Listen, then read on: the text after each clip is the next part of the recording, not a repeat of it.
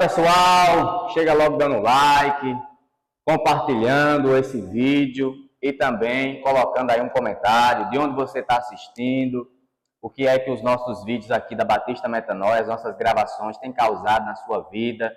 E hoje nós estamos aqui para estrear um novo quadro, que é Eu, Meus Amigos e a Bíblia, onde nós batemos aqui um bate-papo a respeito de um texto específico. E o texto escolhido hoje foi Mateus capítulo 4, do versículo 1 ao versículo 11, que fala sobre a tentação de Jesus. Está aqui comigo a nossa irmã Eulália Claires, ali da Assembleia de Deus, Missão em Barra Tarraxil, aqui na Bahia. Então ela vai estar aqui trazendo as suas contribuições sobre o texto. Não é nada formal, é algo informal, é uma conversa, é um bate-papo, não é necessariamente uma exposição bíblica. E eu queria desde já agradecer a nossa irmã, que está aqui mais uma vez, já é o terceiro vídeo que ela está aqui conosco. Oi, gente, é um prazer estar de volta aqui, né? Como o irmão falou, a terceira vez.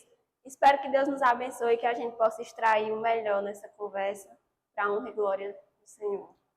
E eu queria fazer algumas considerações, porque o texto fala da tentação de Jesus. E a primeira coisa, assim, quando eu meditar no texto, era fazer uma diferenciação entre provação e tentação. Eu acho que muitos cristãos, eles têm essa confusão na mente.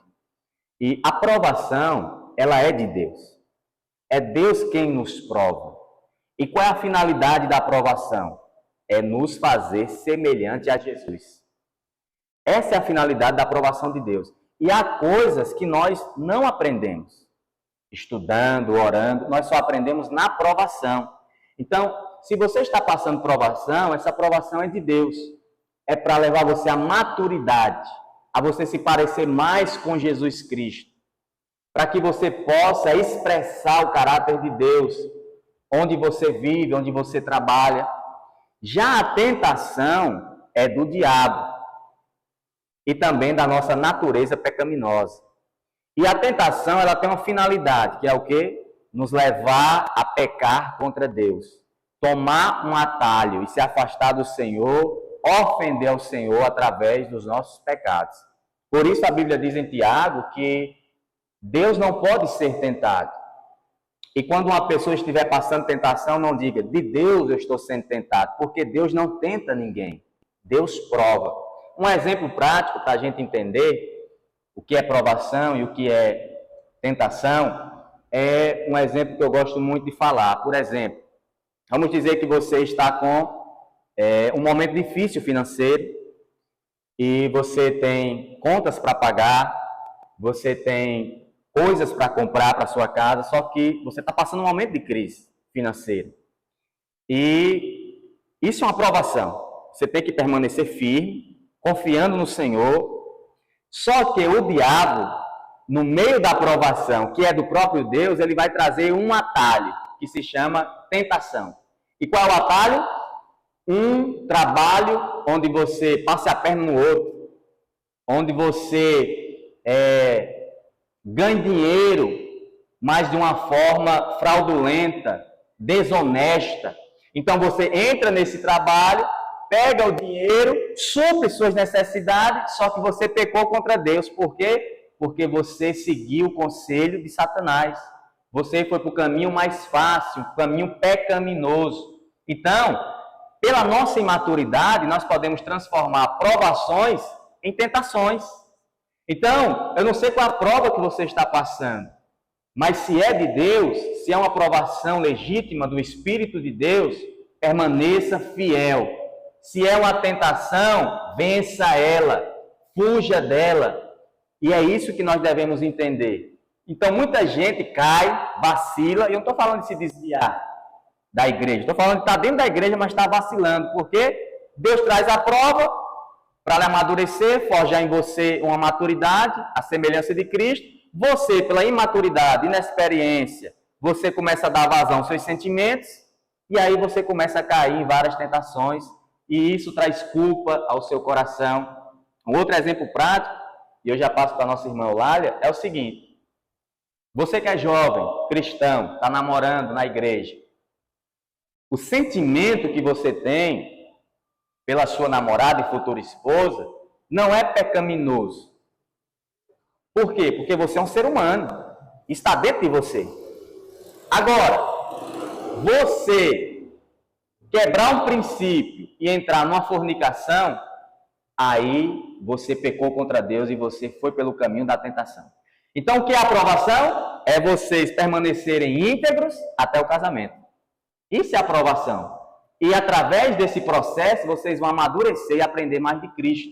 E a valorizar mais a Deus e a sua presença do que os seus próprios desejos. Mas muitos dão vazão ao seu sentimento, entram na tentação, vacila, isso traz culpa, vergonha. Um exemplo é a história da mãe de Jesus, Maria. É costume judaico. No noivado, ambos ficarem separados, em casas separadas. Para quê? Para mostrar a pureza da noiva, quando ela chegar ao casamento. Antigamente, até os mais velhos, quando uma jovem casava e ela era virgem, colocava o lençol branco manchado de sangue. Ali era uma questão de honra, sabe? Ela se manteve fiel. Então, a gente tem que entender o que é provação e o que é tentação. Então, é provação, Deus vai te dar força para vencer ela. Permaneça fiel. Como diz Tiago, nós estamos passando por várias provações. Então, é passando. Você não vai permanecer na provação. Você está passando. Mas não crie brechas para você transformar essa provação em tentação e se afastar do Senhor e trazer culpa e vergonha ao seu coração. Outro exemplo também, acho que nessa questão, eu acho que encaixa bem, seria Jó, né? Que foi provado. Deus permitiu que Satanás tocasse nas coisas de Jó. E nesse caso aí é uma provação, porque no fim Jó vai falar, né? Que agora ele conhece o Senhor, através de tudo aquilo que ele passou. Porém, no processo de provação, ele foi tentado pela mulher dele. Amaldiçoou esse Deus e morre. Então, a se livrar daquele sofrimento, um atalho, né, que o inimigo ofereceu para ele, uma tentação de negar o Deus dele e se livrar daquilo que ele estava passando. É verdade. E uma questão também nesse texto, existem duas posições teológicas, que é se Jesus poderia pecar ou não. E aí nós temos a doutrina da impecabilidade do Redentor, e nós temos uma outra teoria que é a pecabilidade de Jesus. Eu, particularmente, e esse quadro aqui, a gente pode também discordar um do outro. Eu, particularmente, eu creio na impecabilidade do Redentor. Por quê? Ele é o Deus encarnado. E assim, as pessoas têm a mania de separar as duas naturezas. Ah, mas a humana poderia pecar. A divina não. Só que é uma pessoa com duas naturezas. Não são duas pessoas. Eu não posso separar a divina da humana. Elas estão entrelaçadas. Elas são indivisíveis. Então, Jesus, ele foi tentado. Por quê? Porque ele tinha uma natureza humana. E todo ser humano tem que ser tentado. Depois de Gênesis 3, da queda do homem, isso é uma realidade na nossa vida. As tentações são frequentes. Agora, se ele poderia pecar, eu creio que não. Por quê? Porque ele não é só humano. Ele é 100% Deus, ele é 100% homem. Então, como Deus, ele não pode pecar. Então, se a gente começar a entender isso, a gente vai chegar à conclusão que ele nunca nem desejou pecar. Você sabe que é passar 33 anos da sua vida e você não pecar nem em pensamento, nem em palavras, nem em atitudes, nem motivações do coração? Por quê? Só Deus, meu filho. Nem o anjo conseguiu, porque os anjos se rebelaram contra Deus, uma parte deles, e caíram. Só Deus pode viver uma vida dessa. Então Jesus, ele era humano mais do que nós. Por quê? Porque nós temos a nossa inclinação, que nos leva a cair em tentação, mas Jesus não tinha pecado. Jesus não nasceu em pecado, ele foi gerado do Espírito. Então, eu creio aqui que ele foi tentado sim, e a tentação foi real, mas em nenhum momento ele poderia pecar, porque ele é Deus. Então, se a gente entender isso, a gente vai juntar as duas naturezas e não tentar dividi-las como alguns têm tentado. E assim, a provação por diz, mas se ele não poderia ser pecar, então a tentação não foi real. Aí eu faço uma pergunta. Qual é a tentação mais intensa? É aquela que você cede em determinado momento, ou aquela que você vai até o final e vence? É aquela que você vai até o final, porque você vai até o limite das suas forças. E você venceu ela. Aquele que cai no meio do caminho, ele não tem uma intensidade da tentação. Então Jesus, ele passou 33 anos sendo tentado e não caiu, não vacilou. Então foram reais as tentações de Jesus. Ele foi até o fim, venceu cada uma delas. Por quê? Porque ele é o Deus encarnado. Então a gente não pode dizer que ele é só homem, a gente também não pode dizer que ele é só Deus. A expressão correta é o Deus encarnado. E aqui, após o batismo, o Espírito conduz ao deserto para ser tentado. E assim, irmão Lalo, eu queria que você desse suas contribuições. As pessoas às vezes pensam que só foi 3 tentações, né? Transforma essa pedra em pão, pula daqui, eu te dou todos os reinos. Mas foram 40 dias jejuando, 40 dias orando, 40 dias ali. Então não tem como a gente pensar que foi só 3. E engraçado que nos outros evangelhos, eu não me recordo agora em qual, chega a dizer, né, que nesses 40 dias ele estava ali convivendo com feras, né? Então, o que nos dá a entender que a tentação, a registrada foi essas 3, né? Talvez seja quando já vai chegando no limite, mas a Bíblia dá a entender que ele foi tentado durante esses 40 dias. Começando aqui minhas contribuições, uma coisa que eu achei interessante é saber que primeiro Jesus foi conduzido pelo Espírito Santo. Ele estava indo, o que nos dá a entender é que o Espírito Santo estava levando ele realmente para aquela cena, para realmente viver aquilo, ou seja, a tentação que ali foi planejada, não foi algo que simplesmente aconteceu aleatório. Jesus foi com essa intenção, porém ele estava revestido pelo Espírito Santo. Ele não estava ali naquele lugar dele próprio, mas ele estava com o auxílio do Pai. Outra coisa interessante que nos meus estudos, né, dessa passagem, é lembrar o capítulo anterior que termina com uma genealogia, que diferente dos outros evangelhos, Lucas ele vai trazer a genealogia de Jesus até Adão. E aí nós vamos entender que agora, quando ele vai trazer para a tentação, ele está fazendo uma comparação entre a tentação que Jesus está passando ali no deserto e a tentação que Adão passou no paraíso. Comparando, né, que enquanto Jesus, como se Jesus agora ele viesse refazer a cena e agora de modo perfeito. Agora realmente consumar e fazer aquilo que Adão não conseguiu fazer. Porque Adão estava ali com todas as delícias do paraíso e quando o inimigo ofereceu algo, ofereceu um atalho a Adão caiu. Mas já Jesus no sofrimento, no deserto, porque o deserto nos traz essa ideia, né?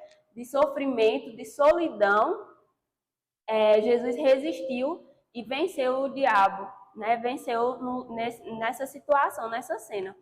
E mostrando também que Jesus é o Messias, é o varão perfeito que consegue vencer as tentações. Como já foi dito, aquilo que a gente não conseguiria vencer, Jesus venceu por nós.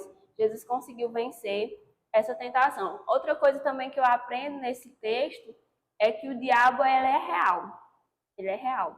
Porque às vezes a gente fala tanto, nós sabemos que tem alguns extremismos, muitos extremismos, muitas pessoas chegam a colocar como se... Superestimar ele. Superestimar, colocar no diabo um poder que ele não tem. Mas, por outro lado, nós temos vários extremos que ou você coloca poder demais na mão dele, ou então você tira poder e você vê o diabo apenas como uma ideia, apenas como uma noção do que é mal. E não, o diabo é real e ele está, assim, tentando destruir o povo de Deus, está, assim, sempre tentando, né, levar-nos por um caminho longe da presença do Senhor. E aqui nós vemos, né, nessa passagem que, sim, o diabo é um anjo e é caído, mas ele como se desse a entender uma pessoa, né? É uma Não personalidade. é só uma ideia, tem intelecto, tem vontade, emoções. Exatamente. E aí, o diabo ele começa a tentar Jesus. Isso trazendo para as nossas vidas é entender que nós estamos sim em batalha, nós estamos em guerra. Nós vivemos um reino espiritual, não é só aqui o material. Existem seres angelicais, existem seres espirituais, porque às vezes a gente... uma coisa que eu percebo muito também no nosso tempo é isso. É um cristianismo muito no material e a gente esquece que existe um mundo espiritual. Por outro lado, como eu já falei, existem muitos extremismos. Aqueles que não esquecem que o mundo é espiritual, eles focam só nessa espiritualidade e esquecem que o mundo também é físico. Então a gente precisa ter muito cuidado para entrar no equilíbrio. Entender que realmente o diabo é real, ele tem um certo poder. Quando a gente vai ver no decorrer da tentação, a gente vê o diabo mostrando coisas para Jesus, né? Levando Jesus no pináculo, mostrando visões de todos os reinos. Então, isso me traz o entendimento que o diabo tem um certo poder. Agora, o poder do diabo é limitado. Ele não tem todo o poder, ele não pode tudo. Existe uma frase, que eu não me recordo agora de quem é, que até o diabo é o cão de Deus, né? Até o cão de Deus. Está na coleira. Então, foi Lutero tá que disse isso. Então, até ele serve os propósitos do Senhor. Então, a gente precisa estar atento a isso. É interessante que uma coisa que eu vejo muito ultimamente, principalmente em igrejas que levam essa espiritualidade ao extremo, é pensar assim, eu já vi pregadores que dizem, se você orar e jejuar, o diabo vai ter que bater continência. O diabo vai ter que bater retirada. Mas o texto mostra que Jesus orou, jejuou 40 dias e 40 noites e ele veio tentar. Então isso é uma farsa, que se eu orar muito e jejuar, o diabo não vai vir sobre mim. Ele vai me respeitar. Está entendendo? Mas não é isso que o texto está dizendo. Jesus jejuou e orou e o diabo veio e tentou ele. E não só essa vez, durante toda a sua vida, enquanto ele esteve aqui.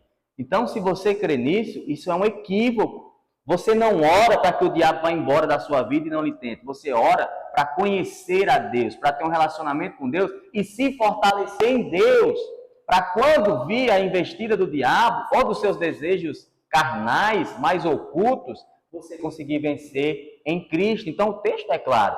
Jesus estava em consagração. Ele tinha sido, como a irmã Lara disse, revestido de autoridade pelo Espírito. Mas isso não impediu que o diabo tentasse. E lá em Lucas vai dizer no finalzinho que o diabo deixou ele por um momento. Ele voltaria com outras estratégias. Ele voltaria tentando novamente o nosso Redentor. Mas Jesus venceu todas, né? Aí a importância também da gente se preparar, assim como Jesus estava ali no deserto, jejuando e orando e se preparando, né? Tá sempre em vigilância, porque aos nossos olhos humanos, logicamente a gente pensa, Jesus era Deus, Jesus poderia simplesmente ter ido para o deserto e ter passado por aquilo sem se preparar, sem ter um preparo. Mas não, Jesus ele se preparou, ele jejuou, ele estava ali em comunhão com o Pai. A comunhão de Jesus com o Espírito Santo, a comunhão de Jesus com o Pai fez com que ele vencesse essa tentação. Verdade. E saísse como vencedor, né? Isso. E aí, outra coisa que eu aprendo aqui é que nas 3 tentações, nas 3 vezes que o inimigo ele tenta a Jesus, ele tenta... nós vemos uma tentação voltada também para o poder de Jesus, para que Jesus mostrasse o seu poder, para que Jesus, de certa forma, perdesse sua humildade, né? E mostrasse ali o poder que ele tinha a Satanás. Porque na primeira pergunta, Satanás pede para ele transformar. Pede não, mostra a ele a necessidade dele, que era a necessidade que Jesus, a Bíblia vai dizer que Jesus teve fome. Então, Jesus ali como homem, ele sofreu o que nós sofremos quando não comemos, fome. E aí o inimigo chega nesse momento, numa fragilidade, digamos assim, para tentar Jesus, para que Jesus mostrasse o poder dele. Ele diz, você não pode transformar, né, essas pedras em pães. Então, querendo que Jesus mostrasse o poder dele ali. E transformar a pedra em pão em si não seria o pecado, já que Jesus poderia, realmente, Jesus tinha esse poder. Mas qual a razão? A razão ali dele transformar seria meio que se amostrar, seria mostrar um poder que ele tinha. E nós sabemos que com o nosso Deus não é assim. Ele não precisava disso, ele não precisava provar para as pessoas quem ele era, ele não precisava provar para Satanás quem ele era. Aqui eu vejo também a importância da gente saber nossa identidade, quem nós somos, né? E o inimigo, quando ele vai perguntar a Jesus, ele diz, tu não és o filho de Deus?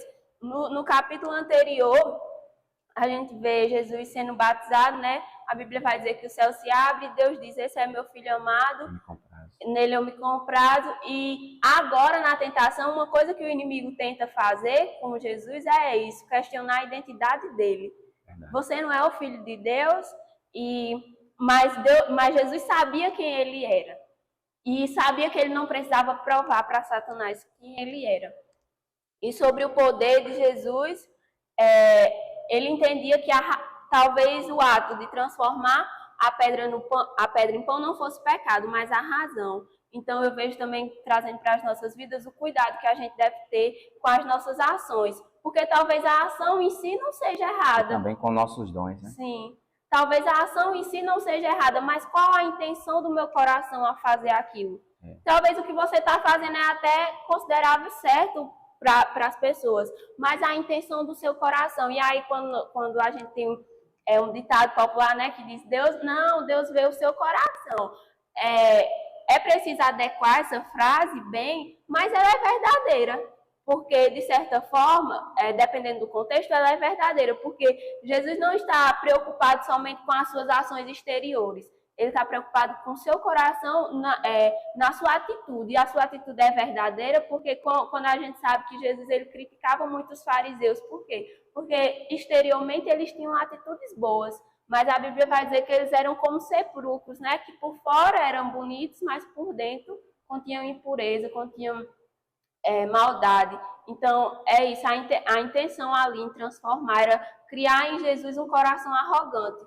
Mas nós sabemos que o nosso Deus não era assim. A Bíblia vai dizer que ele era manso e humilde.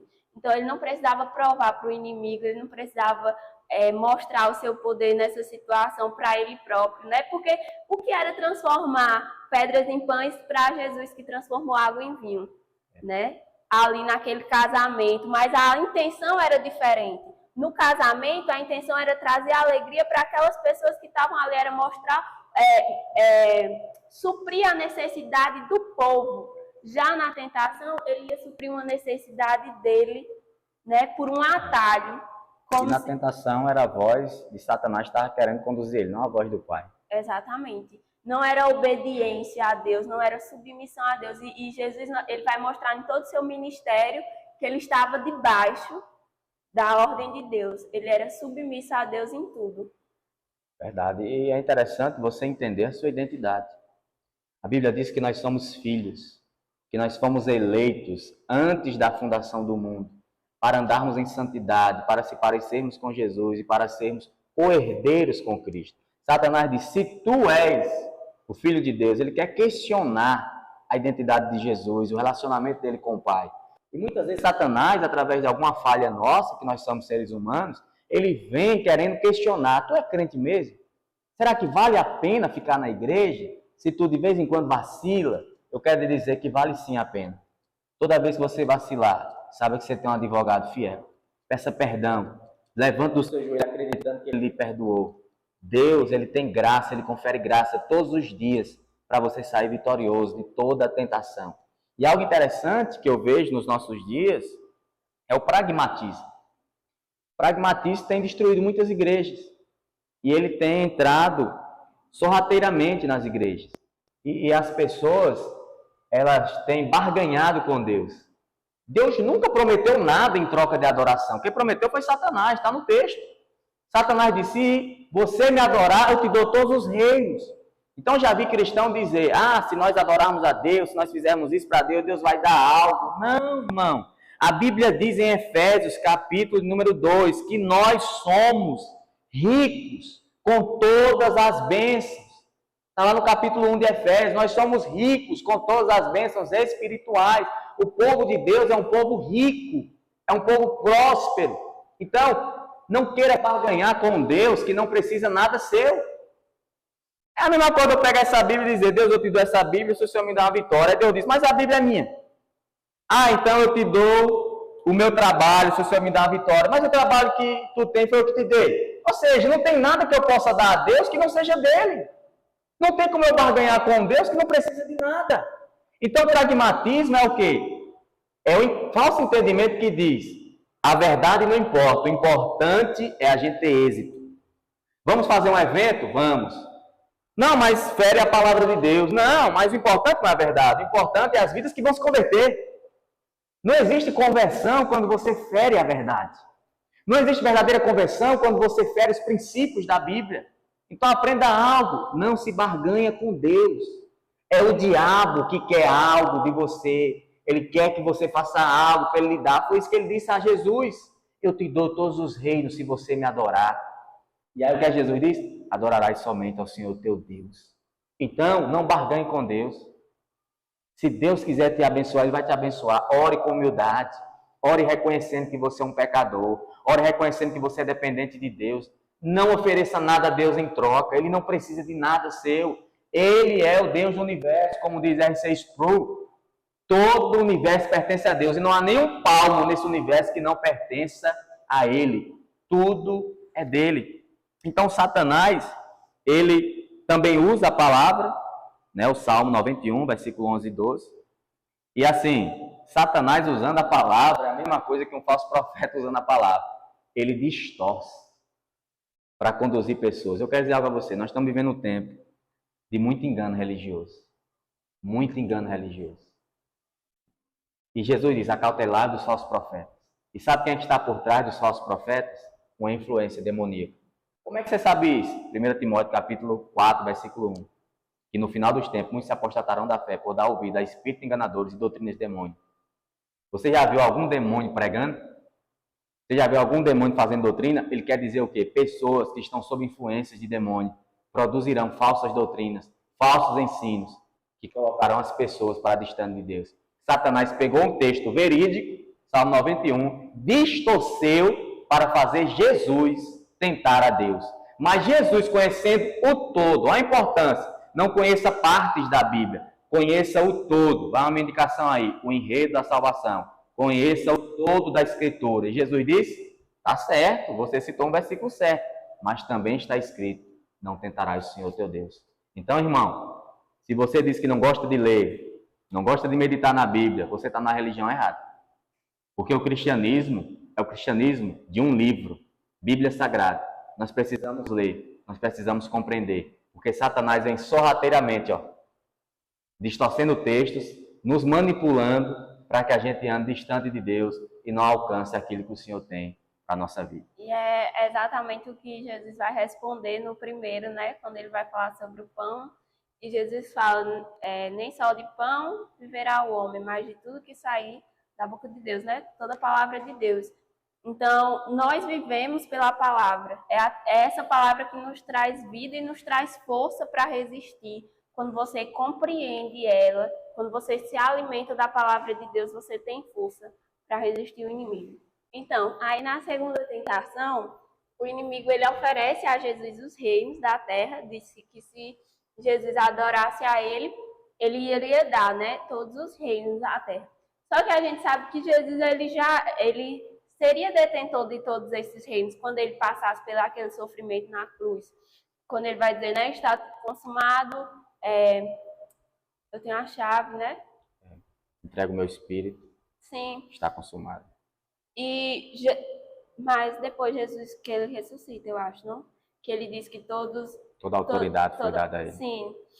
Então, todos esses reinos já seriam de Jesus. A partir do momento que ele vencesse naquela cruz, vencesse a morte. Só que é justamente o que a gente estava falando, que o inimigo aquele quer trazer um atalho para Jesus. Não precisa passar pela cruz, não precisa o sofrimento. Eu te dou, é só me adorar aqui. É só me adorar, ninguém está vendo. E aí tudo isso aqui vai ser seu. Só que Jesus sabia que para ter tudo aquilo de acordo com a vontade de Deus, ele não precisava pegar atalhos, ele tinha que passar pela cruz. E cruz fala de sofrimento, né? Então, muitas vezes, Deus tem coisas para nos entregar, tem bênçãos para nos dar, só que precisamos passar pelo processo. E o processo requer sofrimento. E o inimigo ele sempre vai vir com essa tentação de nos mostrar um caminho mais fácil. O caminho do conforto, o caminho que não precisa sacrifício, não precisa renúncia. E a gente é sempre tentado nessa área a nos manter no nosso comodismo e conseguir as bênçãos de Deus sem o esforço, sem passar pelo sofrimento. Então, fica aí para todo mundo que nós precisamos, Jesus diz, né? Quem quiser vir após mim, negue-se a si mesmo, pegue sua cruz e siga-me. Então, o caminho da cruz é o caminho da bênção. Passar pela cruz é o caminho certo para obter a bênção, para obter o favor de Deus, porque não adianta você pegar atalhos. E Jesus, ele diz, ele não adora, né, a Satanás, porque ele sabia, como nós já comentamos aqui, ele sabia quem ele era e ele sabia que não precisava disso. Ele queria passar por todas as etapas que o Pai já tinha ordenado. Ele sabia que era preciso a cruz para que a gente viesse a obter salvação. O desejo de Deus não era simplesmente a ganância de ter todos os reinos. O desejo de Deus era salvar o homem. E para salvar o homem, ele tinha que passar por esse sofrimento. Verdade. E você que está nos ouvindo, às vezes a gente quer passos, né? Quais são os passos para a gente vencer uma tentação? Não existe passos. O texto mostra, é claro, o caminho é estar com Deus, ter comunhão com Deus, se relacionar com Deus. E aí você vencerá qualquer tentação. Sabe por quê? Porque o seu deleite, o seu prazer está em Deus. Então, nós estamos vendo momentos de superficialidade cristã. E a superficialidade é o mal dessa época. Pessoas querem ser rasas na oração, rasas no entendimento da palavra, rasas no serviço na sua comunidade local. O que a gente precisa é profundidade no nosso relacionamento com Deus. Conheça Deus através da oração, meditação da sua palavra. Separe um dia, separe tempo, todos os dias da sua vida e não negocie esse tempo, como diz John Piper. Esteja ali, aos pés do Senhor, e você vai vencer. Por quê? Porque você tem um relacionamento com Deus, você sabe quem você é, o que Deus fez por você, e você está aí no relacionamento com o Senhor, e isso é importante. Aí, conduzindo sua fala para o que a gente acabou de falar aqui, o porquê que a gente não, que muitos não conseguem essa profundidade, porque ela requer renúncia, ela requer sacrifício. Ninguém vai tirar um tempo porque às vezes a gente espera, não, quando eu tiver um tempo eu vou orar, quando eu tiver um tempo eu vou ler a Bíblia. Não vai ter. Sempre vai surgir uma coisa. É preciso a renúncia, o sacrifício. Não, hoje eu vou deixar isso e vou orar. Eu vou deixar isso e vou ler a Bíblia. Aí você começa a ler e você não entende. E aí no primeiro dia você para, porque você não entende. Por que você não entende? Porque você não quer renunciar o tempo de se gastar ali, de aprender e de tentar. Talvez você não entendeu de primeira, mas lê outra vez até entender. E é isso que a nossa... Eu acho que isso é um problema humano, né? Primeiramente, a gente quer estar no confortável. Aquilo que é confortável para a gente não quer renunciar. É tanto que se fosse fácil, o diabo não tinha tentado a Jesus nisso, né? Em sacrificar. Mas se já é um grande problema humano, quanto mais da nossa geração atual. A gente está numa geração onde as coisas são muito fáceis. No estralar de dedo, a geração do fast food, né, que chama, do delivery, tudo na palma da nossa mão. E a gente já não quer mais ter esse esforço de se sacrificar, a gente não quer renunciar às nossas vontades, os nossos desejos, a gente quer ter tudo. E não dá para ter tudo, é preciso renunciar. Isso que Jesus, nessa tentação, ele vai mostrar para a gente. E outra coisa é entender aqui, outra coisa que eu extraio desse texto, é entender o tempo certo das coisas. Como eu já falei, primeiramente é necessário você passar pelo processo. Não adianta querer pegar atalhos. É passar pela cruz, é passar por esse processo. Segundo, é o tempo de espera, porque Jesus já sabia que os reinos seriam dele. Após o sofrimento, após a cruz, os reinos já seriam dele. Agora ele precisava esperar no processo. Ter paciência, que é outra coisa que a nossa geração não tem, é paciência. Como eu já falei, não entendeu hoje, insistir, persistir. Outra coisa, a gente passa por tentações. Você caiu, não é para desistir.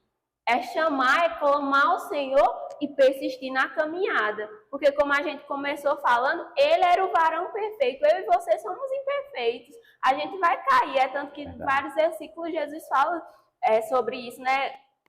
Quando, acho que é Tiago que diz, né? Filhinhos, não pequeis, mas se pecares... 1 João, capítulo 2. Então, João, tem um advogado. Então, ele sabia que a gente ia pecar, ele sabia que a gente ia cair, né? Ia fracassar. Mas em todos os momentos persista. Persistência é saber quando eu caí, é lembrar que Jesus venceu. Eu caí, eu falhei, mas ele venceu. Então, como diz Hebreus, né, nós não temos qualquer sumo sacerdote, mas um que nos entende, se compadece de nós. Por quê? Porque ele foi tentado. As tentações foram reais, então ele nos entende, e ele intercede por nós, junto ao Pai. Então você que falhou esses dias, está se sentindo culpado, quer se afastar da presença de Deus, esse não é o caminho. O caminho é arrependimento. Arrependa-se, peça perdão a Ele. Se você diz, eu não consigo, estou caindo no mesmo pecado, procure alguém, um mentor, uma mentora, alguém mais maduro, que não vai lhe julgar, mas vai lhe auxiliar nesse processo de restauração.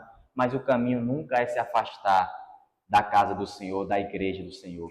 Então, as minhas últimas contribuições é falar isso, que a tentação, ela vem nos destruir, mas nós precisamos vencê-la. Nós precisamos crer que o Espírito que habita em nós, ele é suficiente para nós vencermos qualquer tentação. A graça de Deus é diária. Né? Tem uma passagem, Charles Spurgeon disse, né? Que Deus confere graça de acordo com a nossa dificuldade. Então nós temos graça. Eu lembrei até de um livro, A Celebração da Disciplina. O que está faltando à nossa geração é disciplina, oração, jejum. Isso são disciplinas que nos desenvolvem como cristãos, desenvolvem a nossa salvação, como diz lá em Filipenses. Então nós precisamos voltar a essas disciplinas. A igreja está abandonando essas disciplinas por uma superficialidade. Então nós precisamos voltar a orar, jejuar, meditar, adoração e outras disciplinas. Então nós precisamos nos esforçar a cada dia, não para ser salvo, mas nos esforçar a cada dia para ter uma vida cada dia mais íntegra na presença de Deus, conhecer mais o Senhor, que isso é o diferencial para tudo. É conhecer a Deus, quem Ele é, o que Ele fez por nós e as suas promessas. Então, eu olho para o passado e vejo que Jesus morreu por mim e me salvou. Eu olho para o futuro, vejo que um dia Ele disse que ia voltar. E esses resquícios do velho homem que existe em mim, que me faz errar, que me faz pecar, quando Ele voltar, Ele vai me dar um corpo transformado. E o pecado não existirá mais. Eu não precisarei lutar mais contra os meus desejos. Eu não precisarei mais lutar contra a tentação. Então, quando você estiver na prova, ali na tentação, e dizer, Deus, eu estou quase naufragando, lembre da promessa que Ele fez. Eu vou voltar e vou aniquilar o pecado de uma vez por todas. Ele não existirá mais e você terá um corpo glorificado. Então, esse olhar para o futuro me dá força no presente para lutar e acreditar que o melhor de Deus, Ele vai chegar quando Jesus voltar e restaurar todo o cosmos. Então, vale a pena ser fiel até o fim. E é bom lembrar que assim como eu e como você estamos sendo tentados, estamos passando por tentações, todo cristão está passando por tentações, porque às vezes a gente se sente muito sozinho. Se sente como Jesus aqui nesse deserto, passando por uma tentação sozinho. Mas primeiro é lembrar que o Espírito Santo está conosco em todo momento. E segundo, lembrar que outros estão passando por lutas, assim como você está passando, mas, como já foi dito, em Cristo nós somos mais que vencedores. É por Ele, é através dEle que nós obtemos vitória. Então, ainda nas nossas quedas, Ele é fiel para nos levantar, Ele é fiel para nos reerguer. Eu gosto muito de lembrar do povo de Israel. Para mim, o amor que Jesus teve por aquela nação. E assim, às vezes, as incontáveis vezes que Israel caiu, né? E Jesus sempre usa seus profetas, primeiro para exortar aquele povo, levar aquele povo ao arrependimento, mas ele sempre diz, ainda e declara o amor que ele tem por Israel, ainda na falha e ainda na queda. Então não é diferente para conosco. Outra coisa que eu gosto de meditar é no amor imutável de Deus. Na imutabilidade de Deus, que Deus é imutável, e o amor de Deus para conosco é imutável. Então Deus nos ama sempre da mesma forma. Antes da tentação Ele nos amava, na tentação Ele nos ama, depois dela, ainda que a gente fracasse, o seu amor continua o mesmo. E descansar nisso, saber que Deus é poderoso para nos levantar, para restaurar de novo as nossas forças, nos dá esperança. Nós seremos tentados, como nosso Cristo foi tentado, mas nele, e por Ele ter vencido, nós venceremos também. Meu Lara, muito obrigado. Você que esteve conosco aqui, você que está assistindo. Que você possa compartilhar esse vídeo Coloca aí o comentário que Deus falou ao seu coração. Deixa o like. Que Deus abençoe a sua vida.